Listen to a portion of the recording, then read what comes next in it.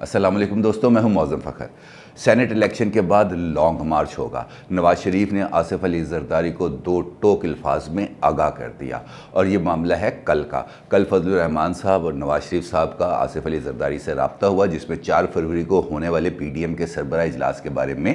تبادلہ خیال کیا گیا۔ اس ٹیلی فونک کنورسیشن کے اندر کیا کیا باتیں ہوئی یہ تو میں بھی آپ کو آگے چل کے بتاؤں گا، لیکن اس سے پہلے آج کی جو تازہ ترین ڈیولپمنٹ ہے وہ میں آپ سے آگاہ کرنا زیادہ ضروری سمجھتا ہوں، وہ بھی سیاست کے حوالے سے اور خاص طور پر حکومت کے حوالے سے۔ عمران خان صاحب کی صورتحال کچھ منیر نیازی کے اس شعر جیسی ہو گئی ہے کہ ایک دریا کا سامنا تھا منیر مجھ کو، میں ایک دریا کے پار اترا تو میں نے دیکھا۔ ابھی کل پرائم منسٹر عمران خان نے بمشکل مسلم لیگ کاف کو راضی کیا، ان کو سینٹ کی نشست دی، ان کو عزت و احترام بھی دیا، اور اس کے ساتھ ساتھ ان کو جو ایک سینٹ کے امیدواروں کے تعین کے لیے جو کمیٹی بنائی ہے اس میں بھی شامل کیا، اور اپنے آپ کو مستحکم ہونے کا کل ہی انہوں نے تاثر دیا۔ لیکن کیا کیا جائے، ایسے نابغہ روزگار شخصیات انہوں نے اپنے آپ سے وابستہ کر لی ہیں جو ان کو کسی پل چین سے بیٹھنے نہیں دیتے۔ ابھی کل کی بات ہے، پرویز خٹک نے جہانگیر ترین کی آمد کا راستہ روکا، اور بڑی مشکل سے دونوں کے روابط بحال ہونے لگے تھے کہ درمیان میں پرویز خٹک آ گئے اور ان کی درمیان دوبارہ دوریاں پیدا کر دیں۔ اور آج بمشکل عمران خان صاحب نے ایم کیو ایم کو، پتہ ہے چند دن پہلے بھی وہ ناراض ہو گئے تھے، اور جو خالد مقبول ہیں انہوں نے استعفیٰ دے دیا تھا کیبنٹ سے، جس کے بعد امین الحق کو انہوں نے اس میں شامل کیا تھا اپنی کیبنٹ میں۔ لیکن اب ہوا کیا، ان دونوں کے درمیان الیکشنز کے بعد پی ٹی آئی اور ایم کیو ایم کے درمیان ایک معاہدہ ہوا تھا، اور اس معاہدے کے مطابق اس میں یہ طے کیا گیا تھا کہ جو کراچی پورٹ ٹرسٹ ہے اس کے اندر جو بابر غوری صاحب ایم کیو ایم کے رہنما تھے، ان کے دور میں کی گئی جو بھرتیاں ہیں ان بھرتیوں کو نہیں چھیڑا جائے گا اس معاہدے کے مطابق، یعنی کہ اس میں جو لوگ اپوائنٹ کیے گئے تھے ایم کیو ایم کے دور کے اندر ان کو نہیں نکالا جائے گا۔ معاہدہ ہو گیا، حکومت بن گئی، علی زیدی صاحب بن گئے منسٹر اس کے بحری امور کے۔ تو ہوا کچھ یہ کہ اب حالیہ دنوں کے اندر انہوں نے وہ جو بابر غوری کے دور کے اندر جو لوگ اپوائنٹ ہوئے تھے ایم کیو ایم کے ساتھ ان کا تعلق تھا، ان کو انہوں نے ملازمت سے فراغت کے پروانے تھمانا شروع کر دیے، جس پر وہ لوگ چلے گئے Sindh high court. Sindh high court سے جا کے انہوں نے لے لیا سٹے، اور اس وجہ سے ان کا وہ معاملہ رک گیا برطرفیوں کا۔ اب اس پر ایم کیو ایم والوں نے حکومت سے شکایت کی، پرائم منسٹر عمران خان کو کہا کہ جناب آپ کے ساتھ ہمارا یہ معاہدہ تھا، لیکن اب یہ معاہدہ آپ اس کی خلاف ورزی کر رہے ہیں۔ انہوں نے کہا اچھا میں اس کو دیکھتا ہوں، لیکن دیکھا ان کو یاد نہیں رہا ہوگا یقینی طور پہ، تو وہ علی زیدی کو کہنا شاید بھول گئے۔ تو علی زیدی صاحب نے اس پہ فردر یہ کارروائی کی کہ اپنی وزارت سے کہہ کر اس معاملے کے خلاف ایک اپلیکیشن، یعنی کہ وہ سندھ ہائی کورٹ کا جو آرڈر ہے اس کو سیٹ اسائیڈ کرنے کے لیے، اس کو کالعدم قرار دینے کے لیے، اور انہوں نے سپریم کورٹ کے اندر ایک اپلیکیشن فائل کر دی کراچی رجسٹری کے اندر، جس میں انہوں نے کہا گیا کہ یہ فیصلہ جو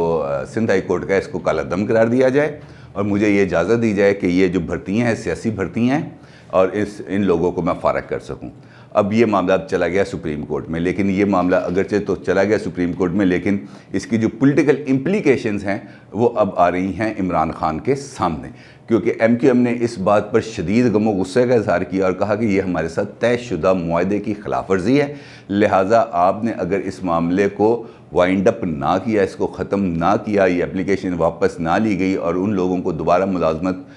پر ان کو ڈسٹرب کیا گیا، تو پھر ہمارا آپ کا ایک ساتھ چلنا مشکل ہو جائے گا۔ اور یہ سب کچھ اس موقع پر ہو رہا ہے جب ایک ایسی موو بنتی نظر آ رہی ہے جس کے اندر عمران خان کی حکومت کے خلاف تحریک عدم اعتماد پیش کی جا سکتی ہے، اور یہی وہ معاملہ ہے جس پر میں نے آپ کے ساتھ آغاز میں ذکر کیا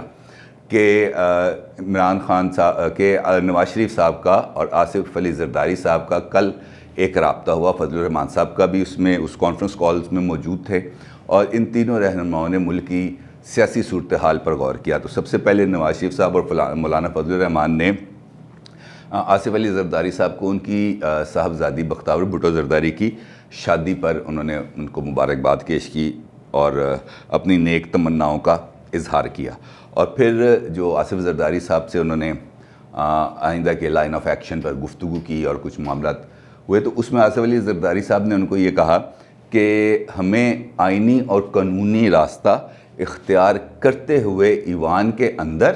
اور ایوان کے باہر حکومت کو ٹف ٹائم دینا چاہیے، یعنی کہ تحریک عدم اعتماد کے آپشن پر غور کرنا چاہیے، اور کیونکہ یہی ایک جمہوری راستہ ہے کہ ہم ان کو ایوان کے اندر اور ایوان کے باہر یعنی سڑکوں پر ٹف ٹائم دیں، اور اس کے لیے ہمیں پالیسی تیار کرنی چاہیے اور تحریک عدم اعتماد کے آپشن کو ہمیں رول آؤٹ نہیں کرنا چاہیے، کیونکہ جیسے جیسے وقت گزرے گا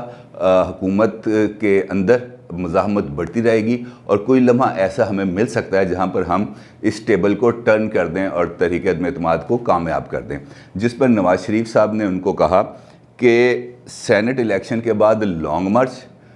میرا خیال ہے کہ ہونا چاہیے، سینٹ الیکشن لڑیں آپ، بالکل ٹھیک بات ہے، آپ نے یہ تجویز دی تھی، ہم نے اس کو تسلیم کر لیا اور اب ہم سب سینٹ الیکشن کی طرف جا رہے ہیں، لیکن سینٹ الیکشن کے فوری بعد ہمیں ایک بھرپور لانگ مارچ کرنا چاہیے، اور اس لانگ مارچ کے اختتام پر ہمیں اپنی نشستوں سے استعفوں کا آپشن استعمال کرتے ہوئے استعفے حکومت کے منہ پر مارنے چاہیے، تاکہ ہم اس سسٹم کو برے طریقے سے ہلا سکیں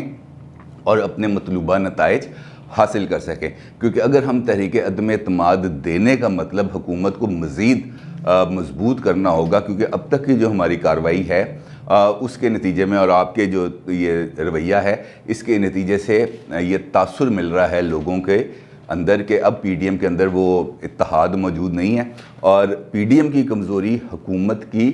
طاقت کا سبب بن رہی ہے، لہٰذا اس تاثر کو دور کرنے کے لیے ضروری ہے کہ ہم اب فائنل راؤنڈ کی طرف جائیں، اور پھر جو ہوتا ہے وہ ہو جائے، پھر ہمیں اس کی کوئی پرواہ نہیں، اپنی کشتیاں کو ہمیں جلا دینا چاہیے۔ مولانا فضل الرحمان نے بھی درمیان والے راستہ اختیار کیا، انہوں نے نواز شریف صاحب کی تائید بھی کی، اور ان کا جو گفتگو کا لب لباب تھا وہ کچھ ایسے ہی تھا کہ یار آپ بھی ٹھیک ہیں، آپ بھی ٹھیک ہیں، جو مرضی کر لو، دونوں میں سے جو مرضی آپشن استعمال کر لو، لیکن جلدی کر دو، کیونکہ اب ہم جو ہمارے لیے جو ٹائم ہے نا وہ سب سے زیادہ امپورٹنٹ ہے، کیونکہ اب ہم نے اگر اس کو ڈیلے کیا اور بہت زیادہ ٹائم دیا حکومت کو تو پھر ہم پر عوامی دباؤ بڑھتا چلا جائے گا، نہ صرف عوامی دباؤ بڑھے گا بلکہ ہو سکتا ہے کہ ہم وہ عوامی حمایت اور وہ گراؤنڈز بھی لوز کر دیں جو اس وقت ہم نے حاصل کی ہے۔ ان کا یہ کہنا تھا کہ آپ اس بات کو تسلیم کریں کہ ہمارے جلسوں اور ریلیوں سے حکومت پر نہ صرف دباؤ بڑھا بلکہ عوام کے اندر بھی ایک رائے عامہ ہموار ہوئی ہے، اور عوام پہلے ڈھکے چھپے الفاظ میں گفتگو کرتے تھے لیکن اب وہ کھلے بندوں گفتگو کرتے ہیں، اور جس کی وجہ سے ہمارا جو نیریٹو ہے وہ لوگوں کے اندر مقبولیت کی سند پا رہا ہے، اور اس موقع پر اگر ہم اپنے موقف سے پیچھے ہٹتے ہیں یا حکومت کو مزید وقت دیتے ہیں تو پھر پی ڈی ایم کا مقصد ہی فوت ہو جائے گا۔ اور یہ بات بالکل درست ہے کہ اگر اس وقت پی ڈی ایم اپنے روایتی موقف سے پیچھے ہٹتی ہے یا کسی بھی لیول پر جا کر حکومت کو کوئی سپیس دینے کی کوشش کرتی ہے تو یہ پی ڈی ایم کی اور پی ڈی ایم کے بیانیے کی موت ہوگی، اور یہ جو بیانیے کی جو موت ہے یہ پاکستان کے عوام کے لیے ایک بہت بڑا المیہ ہوگا، کیونکہ اس کے نتیجے میں عوام کا سیاسی جماعتوں پر آلریڈی اعتماد خاصی حد تک کمزور ہو چکا ہے، اور اگر ایسا کوئی واقعہ ہوتا ہے تو اس کے نتیجے میں عوام کا بالکل ہی اعتماد اس پورے پولیٹیکل سسٹم سے اٹھ جائے گا، جو ہمارے لیے اور